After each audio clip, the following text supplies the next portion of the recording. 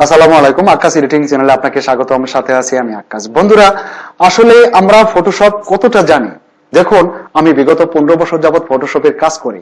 আমি একজন ফটোশপ শিক্ষার্থী হিসেবে বলতে পারি, আসলে আমরা শুধু ফটোশপের বেসিক লেভেলের কাজগুলোই জানি, আসলে অ্যাডভান্স লেভেলের কোনো কাজই আমরা জানি না।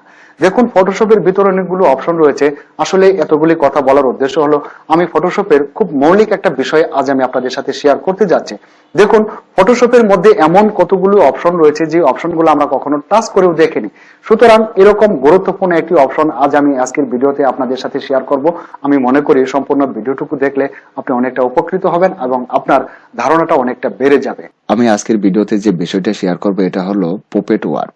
তো পুপেট ওয়ার্প আমরা কি করে অ্যাপ্লাই করতে পারি এবং পুপেট ওয়ার্প দ্বারা আমরা কি করে কাজ করতে পারি। আপনারা আমার ক্যানভাসে দেখতে পাচ্ছেন এখানে একটি ল বর্ণ রয়েছে। এই বর্ণটাকে আমরা যদি ক্যালিওগ্রাফি হিসেবে ডিজাইন করতে চাই তাহলে আমরা পুপেট ওয়ার্প দিয়েও কিছুটা কাজ করতে পারি। সাপোজ এখন যদি আমি এটাতে পুপেট ওয়ার্প অ্যাপ্লাই করতে চাই তাহলে কি করতে হবে আপনারা জানেন কিনা। দেখুন, এই ল বর্ণটি আমার কিন্তু ব্যাকগ্রাউন্ড থেকে আলাদা একটি লেয়ার। তো এবার দেখুন, আমার লেয়ার প্যানেলে আপনারা দেখতে পাচ্ছেন এখানে আমার দুটি লেয়ার, একটি হলো ব্যাকগ্রাউন্ড আর একটি হলো ল বর্ণের একটি লেয়ার। তো এই লেয়ারটিকে আপনি আলাদা কিভাবে করবেন? ধরুন, এখন যদি আমি এই দুটি লেয়ারকে একত্র করে মার্জ করে দিলাম, মার্জ করার পর এখন দেখতে পাচ্ছেন আমার দুটি লেয়ার মিলে একটি লেয়ার হয়ে গেছে ল বর্ণের। আবার এই লেয়ারটিকে যদি আপনি আলাদা করতে চান, এখন কিন্তু আমরা মুভ টুল দ্বারা এটাকে মুভ করতে পারছি না, কারণ লেয়ারটি আমাদের লক করা রয়েছে, আপনারা দেখতে পাচ্ছেন। তো এখন এই ল বর্ণটিকে আমাদের ব্যাকগ্রাউন্ড থেকে আলাদা করতে হবে। ব্যাকগ্রাউন্ড থেকে আলাদা করার জন্য আমরা খুব সহজে করতে পারি, যেহেতু ল বর্ণের ব্যাকগ্রাউন্ডটা এক কালার। তো এক কালার থাকলে আমরা এখান থেকে ম্যাজিক টুলটিকে সিলেক্ট করে নিচ্ছি। আমি টুল প্যানেল থেকে ম্যাজিক টুলটিকে সিলেক্ট করে নিলাম। যদি আমরা ল বর্ণের এই হোয়াইট কালারের মধ্যে ম্যাজিক টুল দ্বারা প্রেস করে দিই তাহলে এই ল বর্ণের অংশটুকুই সিলেকশন হয়ে যাবে। সিলেকশন হওয়ার পর আমরা এবার কিবোর্ডের কন্ট্রোল বাটন চেপে ধরে যে বাটনে প্রেস করব। এবার দেখুন, ল বর্ণটি আলাদা হয়ে গেছে। ব্যাকগ্রাউন্ডে যদি আপনি খেয়াল করেন তাহলে এখানে দেখতে পাচ্ছেন আমাদের দুটি লেয়ার। ল বর্ণটি কিন্তু আলাদা হয়ে গেছে। ল বর্ণটি আলাদা হওয়ার পর ব্যাকগ্রাউন্ডের ভিতরে আমরা আরো একটি ল বর্ণ দেখতে পাচ্ছি, কারণ কন্ট্রোল জে বাটন প্রেস করে আমরা এটাকে ডুপ্লিকেট আরেকটি লেয়ার করেছি। এখন এই ল বর্ণটিকে যদি আমরা হাইড করতে চাই তাহলে আমাদের দেখতে হবে আমাদের ফোরগ্রাউন্ড বা অথবা ব্যাকগ্রাউন্ড কালারে কি দেওয়া আছে। আমরা দেখতে পাচ্ছি আমাদের ফোরগ্রাউন্ড কালারে দেওয়া আছে ব্ল্যাক। এই ব্ল্যাক কালারটি যদি আমরা ব্যাকগ্রাউন্ডে প্রোভাইড করতে চাই তাহলে আমরা কিবোর্ডের অল্ট বাটন চেপে ধরে ব্যাক স্পেসে প্রেস করে দেব। তবে তার আগে এই লেয়ারে আমাদের মার্ক করতে হবে। এবার নিচের লেয়ারে মার্ক করে দিন। মার্ক করার পর কিবোর্ডের অল্ট বাটন চেপে ধরে ব্যাক স্পেসে প্রেস করুন, তাহলে একটা ল হাইট হয়ে যাবে। এবার এইখান থেকে উপরের লেয়ারে ক্লিক করে দিন। উপরের লেয়ারে ক্লিক করার পর মুভ টুল দ্বারা ধরে আমরা লটিকে সঠিক স্থানে নেই, এই জায়গায় নিলাম। নেওয়ার পর এখন আমরা পুপেট ওয়ার্প এখানে অ্যাপ্লাই করব এবং আমরা কি করে ক্যালিগ্রাফি হিসেবে এটাকে ডিজাইন করতে পারি। তো পুপেট ওয়ার্প অ্যাপ্লাই করার জন্য আমাদের প্রথমেই যেতে হবে এডিটে। এখান থেকে এডিটে আমাদের ক্লিক করতে হবে। এডিট থেকে আমাদের যেতে হবে পুপেট ওয়ার্পে।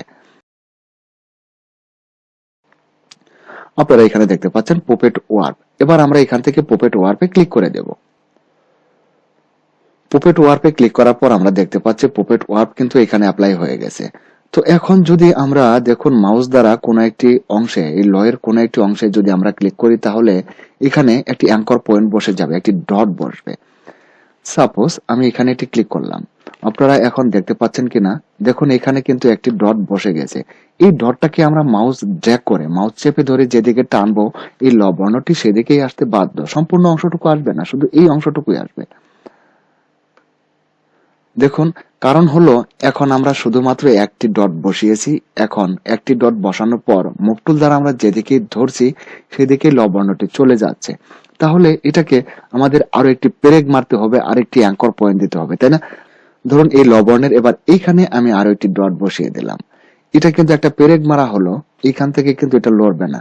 যদি আমি এই ডট থেকে ধরে এদিকে নড়ানোর চেষ্টা করি তাহলে এভাবে লড়বে, আপনারা দেখতে পাচ্ছেন। তো এখন এটা না করে আমি এইখানে আরেকটি ডট বসিয়ে দিতে চাই। আমি এখানে আরেকটি ডট বসিয়ে দিলাম, কারণ এটাও যাতে না লড়ে। তারপর এখানে আরেকটি ডট বসিয়ে দিলাম, এই অংশটুকু যাতে না লড়ে। এবার আমরা এইভাবে এটাকে ধরে যদি টানে তাহলে এই অংশটুকুকে আমরা কাজ করতে পারবো। আবার যদি আপনি এখানে আরো একটি ডট দেন তাহলে এই অংশটুকুও লড়বে না। আমি এখানে আরো একটি ডট দিলাম, দেওয়ার পর এবার এখানে আমি যদি মুভ করতে চাই যেদিকে খুশি সেদিকে নিতে পারবো। ঠিক এইভাবে আপনি যেভাবে খুশি সেভাবেই করতে পারেন। আসলে এটা এমন একটি ক্যালিওগ্রাফি আপনি এখান থেকে ডিজাইন করতে পারেন, যেটা আসলে কোনো ফ্রন্টের সাথে মিলবে না। এটি আনকমন ফ্রন্ট, আপনি নিজে তৈরি করা একটি ফ্রন্ট। আপনি যে কোনো একটি বর্ণ লিখে আপনি আপনার ইচ্ছা মতো এটাকে ডিজাইন করতে পারবেন। তবে এইখানে আরেকটি বিষয়, এই যে আমরা অ্যাঙ্কর পয়েন্টগুলো দিয়েছি, এখন আমরা যদি চাই যে এই অ্যাঙ্কর পয়েন্টগুলিকে আমরা ডিলিট করে দেব, তাহলে কিবোর্ডের অল্ট বাটন চেপে ধরে অ্যাঙ্কর পয়েন্টের মধ্যে ক্লিক করলে এই অ্যাঙ্কর পয়েন্টগুলো উঠে যাবে। আমরা দেখতে পাচ্ছি অ্যাঙ্কর পয়েন্টগুলো কিন্তু উঠে যাচ্ছে। এভাবে আমরা কাজ করতে পারি। আবার আপনি যদি আমার এই ক্যানভাসে আসেন, দেখতে পাচ্ছেন এখানেও আমি একটি মডেল নিয়েছি। তো এটাকেও আমি কিন্তু ব্যাকগ্রাউন্ড থেকে আলাদা করেছি। ব্যাকগ্রাউন্ড থেকে আলাদা করার পর এখন আমি চাইলে এটাকে, দেখতে পাচ্ছেন হাত দুটি উপরে ওঠানো। আপনি যদি কোনো ছবিতে একটু তেরা থাকে, কোনো ছবির ঘাড় একটু তেরা থাকে, বা বডি স্ট্রাকচারটা একটু তেরা থাকে, আপনি কিন্তু পুপেট ওয়ার্প অ্যাপ্লাই করে এটাকে ন্যাচারালি ঠিক করতে পারবেন। তারপরে হাত পা যদি একটু তেরা বাঁকা থাকে, আপনি কিন্তু পুপেট ওয়ার্প অ্যাপ্লাই করে এটাকে সোজা করে নিতে পারবেন। তো এই ছবিটাতে যদি আমি পুপেট ওয়ার্প অ্যাপ্লাই করি, তাহলে কিভাবে কাজ করতে পারবো? আমি পুপেট ওয়ার্প এখানে অ্যাপ্লাই করে দিলাম। দেওয়ার পর এখন যদি আমি ধরুন তার হাতের মধ্যে একটা ক্লিক করে দিলাম, একটা অ্যাঙ্কর পয়েন্ট বসিয়ে দিলাম, এবং এই হাতে একটি অ্যাঙ্কর পয়েন্ট বসিয়ে দিলাম। দেওয়ার পর এখন যদি আমি এই অ্যাঙ্কর পয়েন্টটি ধরে এদিকে টানি, দেখতে পাচ্ছেন তার বডিটা কিন্তু নিচের দিকে চলে যাচ্ছে। তো এভাবে করলে হবে না। যাতে করে বডিটা ঠিক থাকে, সেই জন্য আমরা এখানেও একটি অ্যাঙ্কর পয়েন্ট বসিয়ে দিব এবং এখানে আরেকটি অ্যাঙ্কর পয়েন্ট বসিয়ে দিব। দেওয়ার পর এখন যদি আমি এই হাত থেকে ধরে এদিকে টানি, আপনারা দেখতে পাচ্ছেন তার উপরের হাতটা ঠিক রয়েছে এবং বডিটাও ঠিক রয়েছে। আবার মাথাটা এদিকে একটু ঝুঁকে যাচ্ছে, তাই না? তো এটা করলে হবে না। আমরা মাথার মধ্যেও একটি অ্যাঙ্কর পয়েন্ট বসিয়ে দিয়ে তারপর আমরা কাজ করব। ধরুন আমি মাথাতে এখানে একটি অ্যাঙ্কর পয়েন্ট বসিয়ে দিলাম এবং গলাতেও একটি অ্যাঙ্কর পয়েন্ট বসিয়ে দিলাম। দেওয়ার পর আমি এই যে হাতের এইখানে একটি অ্যাঙ্কর পয়েন্ট দিয়েছি, এবার এই অ্যাঙ্কর পয়েন্ট ধরে যদি আমি নিচের দিকে টানি, তাহলে কিন্তু হাতটা আসতে বাধ্য। এবং আমি তার কোণের ভিতরে আরেকটি অ্যাঙ্কর পয়েন্ট বসিয়ে দিলাম, যাতে করে আমি আরো নিখুঁতভাবে কাজটা করতে পারি।